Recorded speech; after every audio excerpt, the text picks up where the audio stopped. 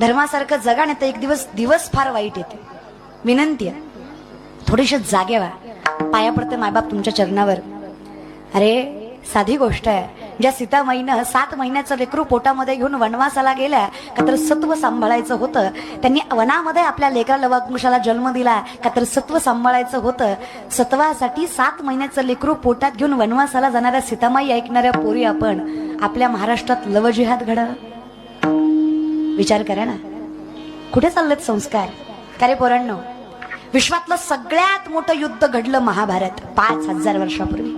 विश्वातलं सगळ्यात मोठं महायुद्ध घडलं महाभारत. त्याचं कारण आहे स्त्रीची अवहेलना.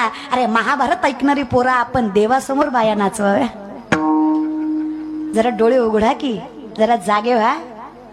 डोळ्यात डोळे घालून सांगा तरुण मंडळी माझ्या, कधी मस्जिदीवर हिंदी गाणं ऐकलं का? कधी गुरुद्वाऱ्यावर हिंदी गाणं ऐकलं का? कधी चर्चवर हिंदी गाणं ऐकलं का? कधी गुरु नानक जयंतीला त्यांची पोरं नाचतात का? कधी मोहरमला यांची पोरं नाचतात का?